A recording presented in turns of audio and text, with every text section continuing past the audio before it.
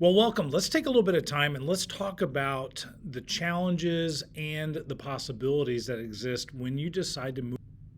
Let's take a little bit of time and let's talk about the art of adding a weekend service. I know it's something that we may dream of, we may be planning for, maybe we didn't even expect, but it may be in that season where it is upon you and you're wondering how in the world do we actually pull the trigger? How do we actually move our church from one service to two services or two services to three services or maybe to four, five, six? Who knows what your circumstances may mean. Personally, I think moving to at least from one service to two services is a very beneficial move for the local church. I actually prefer working and operating in a two service structure over a one service structure. And the meaning is number one, it provides more opportunities for people to be able to experience what you do on the weekend. People, let's just say, they like options. And so being able to provide multiple options for people as to when they can attend is honestly a beneficial thing. Secondly, from a marketing standpoint, it just shows to the public there seems to be a lot going on there. And so it can pique people's interest and kind of go, man, I want to see what's going on. I want to experience what they're doing.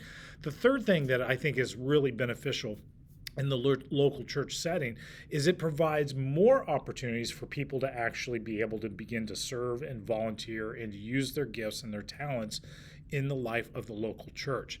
And I'm all for giving more people the opportunity to be able to serve and to see how God is working through them in effectively loving and helping those around them.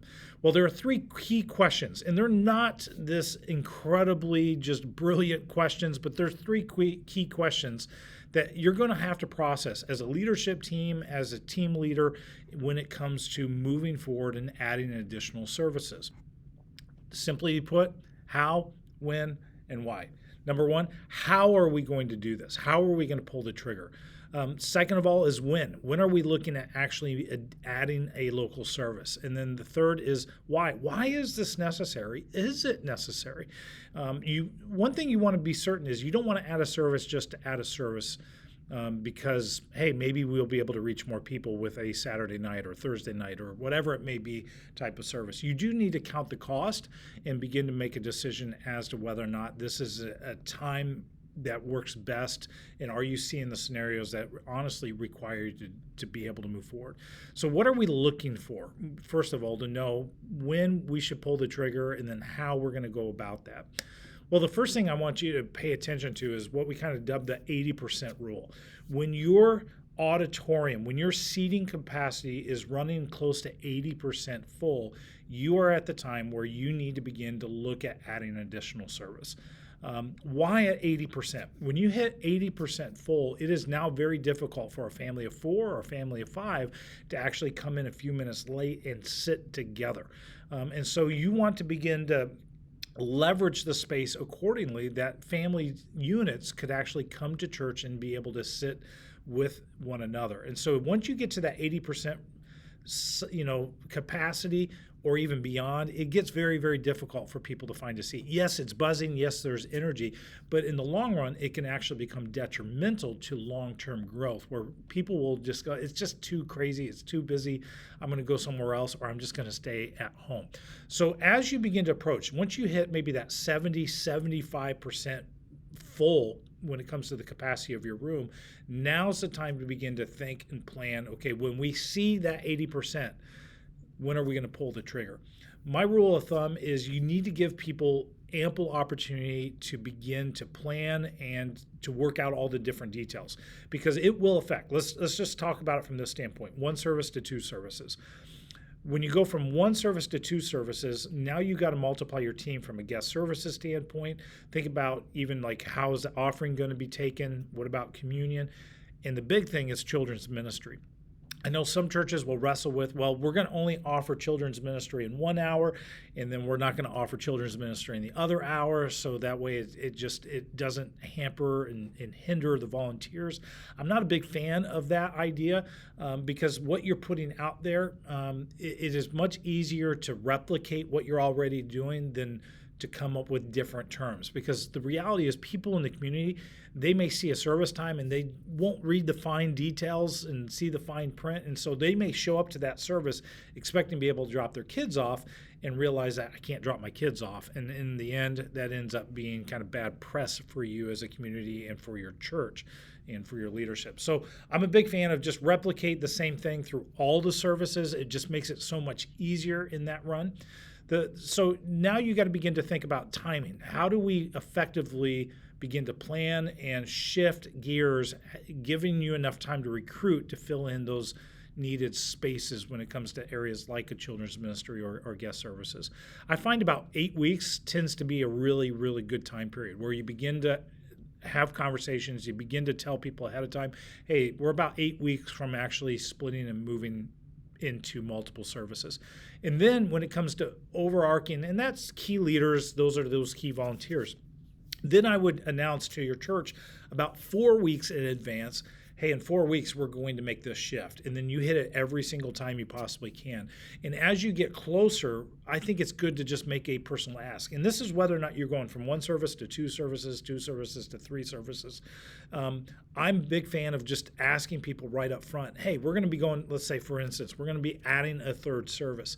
I need 50 people in this service to just commit right now to going to that new service time. And I know it's difficult. I know it's different, but would you be willing to do that to help us build this? And ask for a time commit. Would you commit to 3 months of actually doing that? And then what I like to do is actually ask them to raise their hand. If you're willing to do that right now, would you raise your hand? And then pastor, leader, you just need to pause. And you need to kind of get a good feel. If you only have 20 people raise their hand and you need 50, don't just skirt by. Just say, hey guys, we really do need 50. And I'm going to stand here as long as you possibly need, make a few jokes until we actually get to that 50 mark. And then I promise you, people don't like the awkwardness, and they will actually raise their hand and they will make that physical commitment to actually dedicating themselves to helping build that next service. The other thing you want to think about when you're structuring new services, kind of when are we going to do this? If you're going from one service to two services, it's best to make everybody make a decision. So you want to change the service time for everybody, meaning let's say you currently have a 10 o'clock service and you need to add a second service. Don't just add an 11:30 service. Your 10 o'clockers don't have to make a change. And so most of them aren't going to make a change. Instead, think of going, hey, we're going to go to 9 and 10:30 or 9:30 and 11. And what that does is it forces everybody to make a change and shift when it comes to what service they're doing. And so everybody kind of has that in the same feel when it comes to the life of the church. Same thing's true when you're going to say from 2 services to 3 services. Change all of them, forcing people to begin to think through, okay, where am I going to go? And then they have to begin to plan accordingly. And it's much easier to move everybody versus just a small group of people in that process. But you want to pay attention to that 80% rule. Same thing's true. So if you're at 2 services, you're looking at adding a third. You want to see both services running about 80% full before you add that third. Now, once you get to 3 and you may be looking at adding a 4th or a 5th service, the challenge now becomes that you are so far out of the optimal hours of operation for kind of the said hours of when people tend to come to church. When you get to the 3rd service or 4th service, you're probably now going to begin to look at when that is 70% full or even 60% full, then we're going to add the next service, just knowing that as you move farther and farther away from those ideal hours of operation, it is much more difficult. And so you may never actually ever get to the 80% rule in that service time frame. Big question I always get when I'm coaching guys too is people think about the Saturday night service. I can tell you personally from an attender standpoint, when I go and attend a church, I like Saturday night. It fits my schedule better. But I can tell you first and foremost as well, from somebody that has actually done Saturday night services, it is very, very difficult on you. It's very, very difficult on your staff. One of the churches that I planted, we actually did 2 services on Saturday night. We did 2 services on Sunday morning. And the drain that had on our overall staff, we just weren't quite large enough to hire a separate staff to do Saturday versus Sunday, so it required all the staff to kind of serve through the entire weekend. And I can tell you by noon, Even though your services may start at, say, 4:30 in the afternoon, by noon, you're already working. You're already in that space, especially as a communicator. You're already beginning to plan and you're beginning to think through your sermon details, how you're going to present that truth. And so you're basically losing a day out of your week, and it becomes wearisome on everybody. We did it for a year, and then we actually moved all the services to Sunday, and we just went back to back to back and 4 services straight through. And our staff and our team, our volunteers actually preferred that over doing the Saturday night thing. So pay attention to even the cost that it's going to have on your key volunteers and your staff as you begin to add services. It's a great experience. It is fun to be at the stage where you see growth and you see more people coming in. I think 2 services is honestly easier than 1, because now people can come to one service and they can serve in the next service as well. Options are beneficial when it comes to people choosing where they're going to go. Pastor, leader, you can do this. Enjoy the process. Thank the Lord, because this is a wonderful blessing to have in the process of moving forward and leading your local church.